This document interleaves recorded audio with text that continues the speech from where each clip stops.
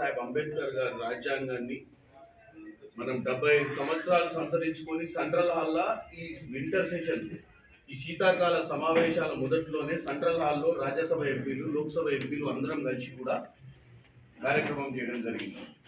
ఏమని మనమందరం కూడా మన రాజ్యాంగాన్ని మర్యాద ఇవ్వాలి, మన రాజ్యాంగాన్ని రాసిన డాక్టర్ బాబాసాహెబ్ అంబేద్కర్ గారిని చిరకాలం గుర్తుపెట్టుకోవాలి. ఎందుకంటే అన్ని రకాల మనుషులకు ఇటు కుల మతం లేకుండా అందరికి మంచి చేయాలన్న ఒక రాజ్యాంగాన్ని అందించినటువంటి ప్రధాన అటువంటి వ్యక్తిని మనము లాస్ట్కు అసెంబ్లీ సెషన్ అయిపోయే సమయానికి ఫస్ట్ ఆడియో ఇస్తాం.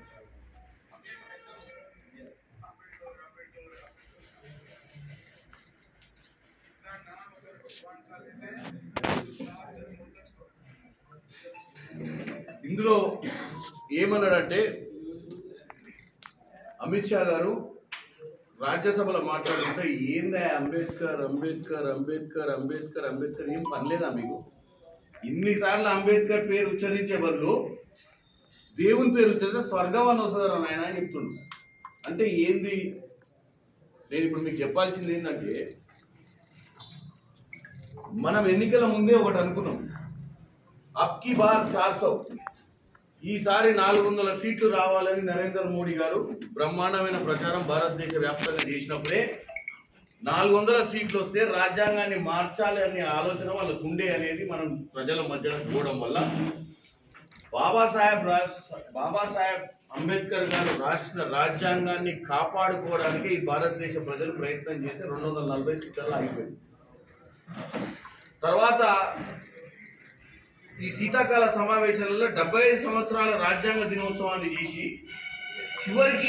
చివరి ఘట్టం పార్లమెంట్ సమావేశాలు ముగించేటప్పుడు ఇలాంటి శబ్దాలు మాట్లాడిందంటే క్లియర్గా మనకు అర్థమయ్యేది ఏంటంటే బీజేపీ వాళ్లకు ఇప్పుడున్న రాజ్యాంగం పట్ల వాళ్ళకి ఏ మాత్రము గౌరవం కానీ ప్రేమ కానీ లేదు.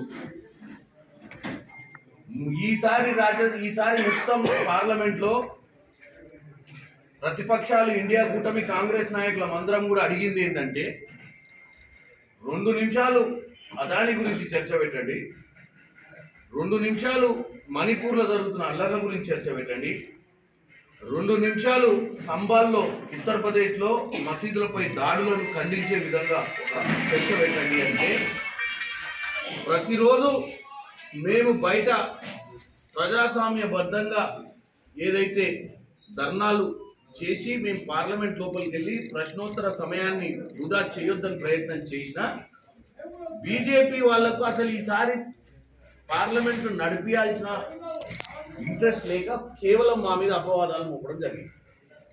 చివరికి బాబాసాహెబ్ అంబేద్కర్ గారి గురించి అమిత్ షా మాట్లాడినప్పుడు అమిత్ షా గారు మాట్లాడిన మాటలు వెనుకకు తీసుకోవాలి, రాజ్యసభ రికార్డులలో దాన్ని తొలగించాలి, అమిత్ షా గారు అన్కండిషనల్ అపాలజీ చెప్పాలి అనేది మనము అడిగినాం. దాన్ని భారతదేశ ప్రజల ముందు తప్పుదో పట్టియాలని చెప్పి రాహుల్ గాంధీ గారి మీద ఎఫ్ఐఆర్ కట్టడం.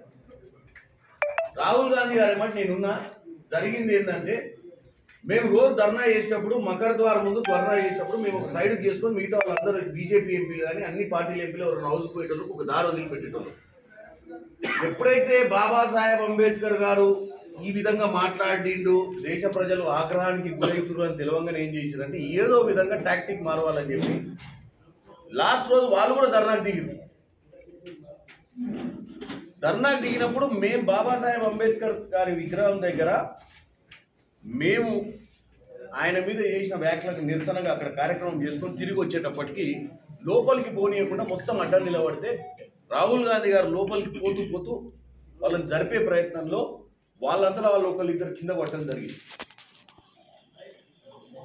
తర్వాత మేము లోపలికి పోయినాక నేను కూడా రాహుల్ గాంధీ గారితో మేము 5-6 లోపలికి పోయినా హౌస్లోకి పోయినాక ఎవరో వచ్చి చెప్పారు ఎవరో కింద పట్టడం దెబ్బ తాకిందని చెప్తే మేము మళ్ళీ బయటకు వచ్చినాం. ఆ దెబ్బ తాకిన వ్యక్తిని తీసుకెళ్ళి అది అంటే ఆ మెట్ల మీద పడ్డప్పుడు ఏమన్నా దెబ్బ తాకి ఏమన్నా వాళ్ళ మీద వాళ్ళు పడి వాళ్ళు దాన్ని ఐసీయూలోకి తీసుకుపోయి, అంటే మీకు తెలుసు ఐసీయూ అంటే ఏంది, ఇంటెన్సివ్ కేర్ యూనిట్.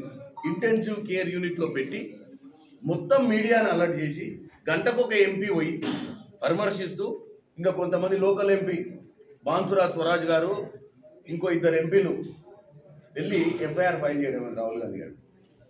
ఎందుకు భారతదేశ ప్రజల ముందు కాంగ్రెస్ నాయకులు, గూండాలు, రౌడీలు ఒక పెద్ద మనిషిని దూసి కింద పడించారు. ఇలాంటి దుష్ప్రచారం చేసి ఈ రోజు మేము ఇక్కడ ప్రెస్ మీట్ ఎందుకు పెడుతున్నా, నేను ఈ పార్లమెంట్లో గెలిచిన, ఈ పార్లమెంట్లో ఉన్నటువంటి మా ఓటర్ మహాశయులకు కూడా అసలు వాస్తవం ఏందో తెలవాల్సిన అవసరం ఉంది. ఎందుకంటే ఎంతో మందికి తెలుసు, చాలా మంది చూస్తున్నారు, టీవీలు చూస్తున్నారు, చాలా మంది పార్లమెంట్ సెషన్ ని ఫాలో అవుతారు. కానీ ఎంతో మందికి బాబాసాహెబ్ అంబేద్కర్ గారిని ఏమన్నాడో కూడా తెలవాల్సిన అవసరం ఉంది. వాళ్ళ మనసుల రాజ్యాంగం పట్ల వాళ్ళకున్న వ్యవహార శైలి గురించి తెలవాల్సిన అవసరం ఉంది. కాబట్టి ఈరోజు ఇక్కడ ఈ ప్రెస్ మీట్ పెట్టడం జరిగింది. మిగతా అంశాలు మా అన్న కూడా కొన్ని విషయాలు తెలియజేస్తాడు. కొమ్మూరి ప్రతాప్ రెడ్డి గారు, మీరు వారు మాట్లాడడానికి ఏమైనా ప్రశ్నలు ఉంటే నిజమవుతుంది.